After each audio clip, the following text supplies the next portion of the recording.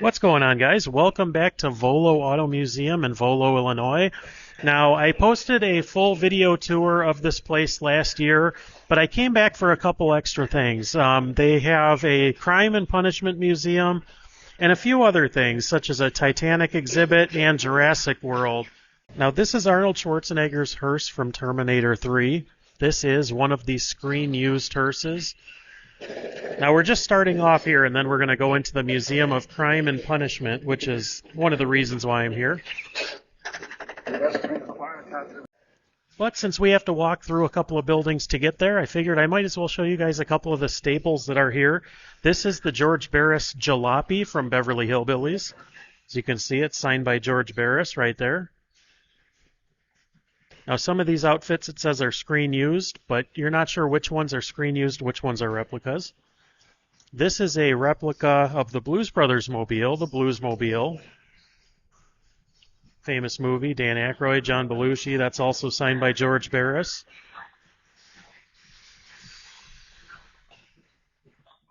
Right over here, they have a Teenage Mutant Ninja Turtles vehicle. This is a J. Orberg classic, Foot Stinks, and a Ghostbusters car.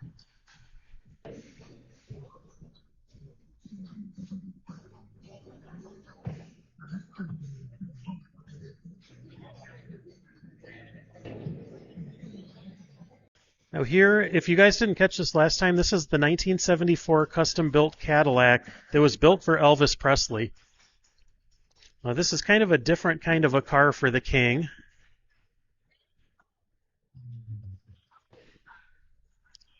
But as you can see, it's got kind of a bubble back to it. Here's one of the weirdest things you're ever going to see. This is a J. Orberg Hollywood classic car. This is called the Little Tramp, a tribute to Charlie Chaplin, who is right on top of the car here. This is one of the goofiest things I've ever seen. But it is cool, and I'm not saying I wouldn't drive it. And just in case you're Munsters fans, this is the original Dragula.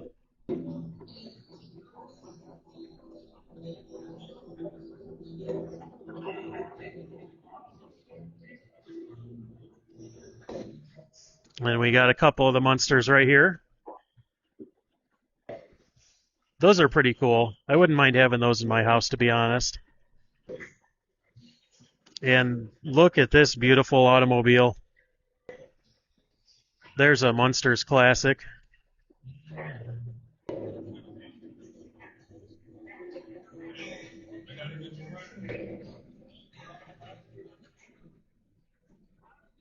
All right, now do you want to go in and see the Museum of Crime and Punishment? Let's go. We have arrived to the Torture Museum.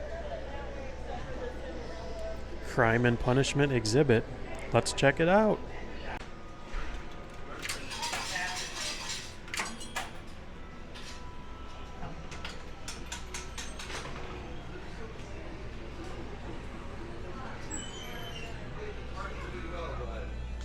And here we are.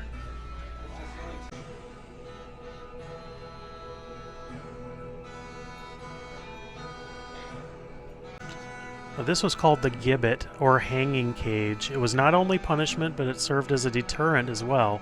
After execution, the corpse was hung in the cage for everyone to see while the flesh rotted away. That is gross. Oh, there's a couple of mock jail cells here.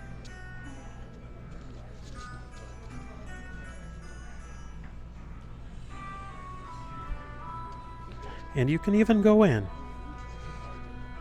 Not sure I'd like to stay, but this could be a view that people out there definitely have.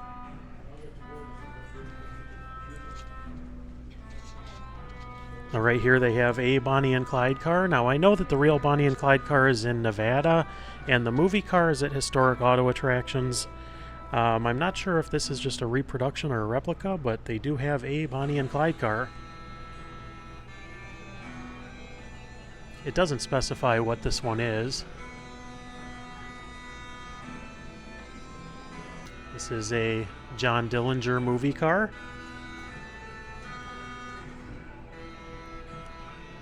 We have a John Dillinger death mask. Some other relics and artifacts. And a wood-carved gun. Now this is cool. It says on March 3rd, 1934, when Dillinger escaped from the escape-proof Lake County Jail in Crown Point, Indiana, he used a wood-carved gun such as this to do it. So this isn't the original one, but one like this.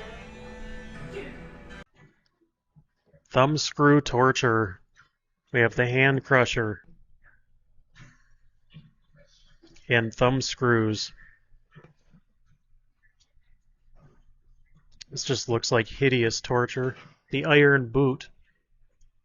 It says the victim's legs were placed in the boot. The torturer placed wedges of wood between the legs. Each time the wedge was hammered, an acute portion of the bone was shattered. The tormentors could hammer at least 6 wedges. Ugh. Punishing shoes. Some pretty horrible stuff. Oh, look at this ghastly chair. Hopefully you guys can see it with the way that the lighting is in here. But it says torture was used during the Middle Ages for 3 reasons: to force confessions or secret information, to discourage dissent and intellectual freedom, or to persuade Jews, Muslims, and other non-believers to accept Christianity.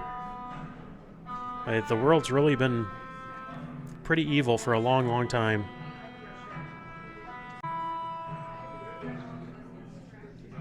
A couple of other torture devices.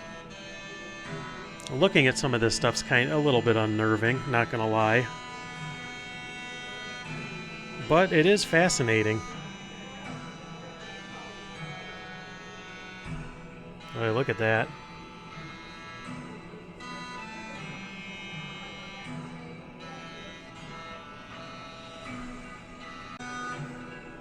I don't even know what to say about this. Could you imagine this? If you guys can see those 2 spokes right there, those would be meant to torture somebody by poking the eyeballs. Ay, ay, ay. And here we have some masks. These are called Brank masks. Boy, those look terrible. They're iron masks and muzzles locked over the heads of women to publicly torture and humiliate them for nagging, gossiping, and sometimes witchcraft.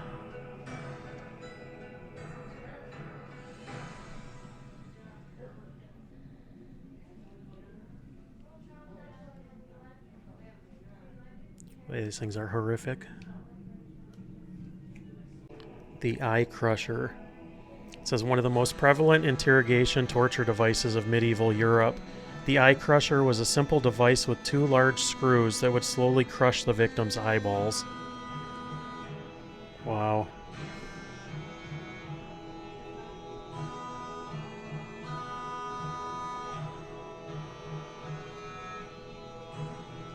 This is a small exhibit, but it's actually very crowded today, so I kind of have to move around a little bit and show you guys things a little out of order. The Iron Maiden. This thing is filled with spokes on the inside. It said it was a device so fiendish that it was once thought to be fictional. The most famous is the Iron Maiden in Nuremberg, Germany.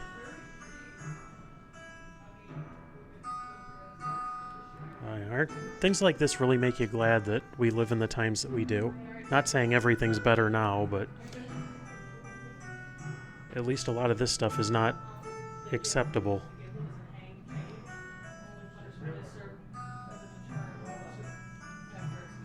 This was called rat torture. It said it was one of the most sadistic of all torture techniques, having a cage opened on one side and strapped against the victim's body, and they put a rat in here.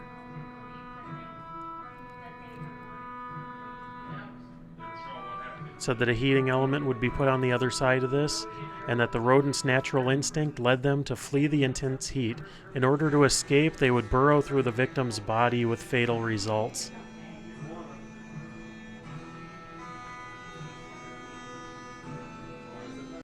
have medieval handcuffs, a transport collar, a head crusher,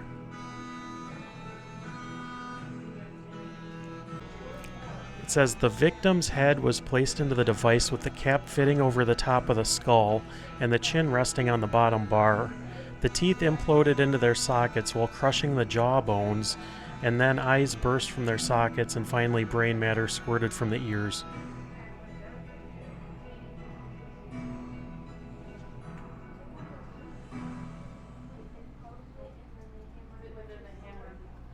Here's the last gasp. This is the first gas chamber from 1917. Look at the size of this. Very, very small.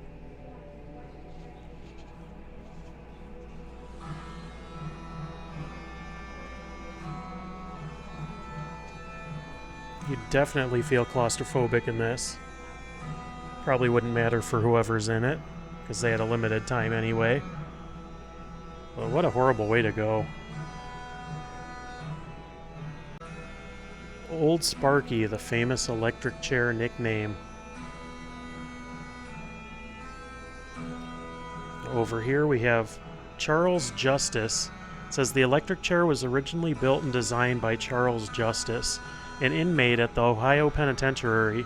Sent to the pen, he did his time and was released on parole. However, Mr. Justice returned to the Ohio Penitentiary after being found guilty of first-degree murder, and he also became the 38th person to be electrocuted in his own invention. Now, if you decide to leave some of your friends and family here, there is a jail cell open to do so.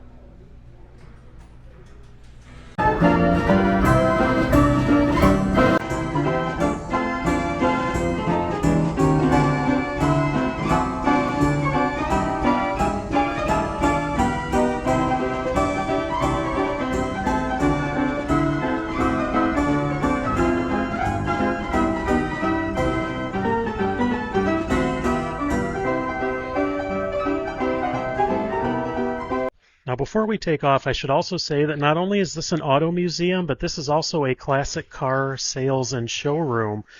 You can buy some of your dream cars here, like this is a 1965 Ford Mustang GT for $97,998. Now, there are many, many, many showrooms here, and there are so many cars here you can't possibly see them all in one day. But let me just show you what my favorite one is here. This right here. This car costs many, many, many more times than my first house. But this car is for sale $3,843 a month for 120 months. And the sticker price on this car, $329,998. This is a 1926 Rolls-Royce Silver Ghost.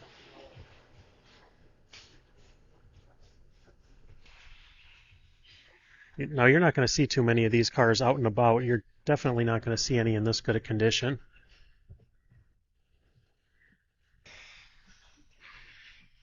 A Rolls-Royce, almost 100 years old.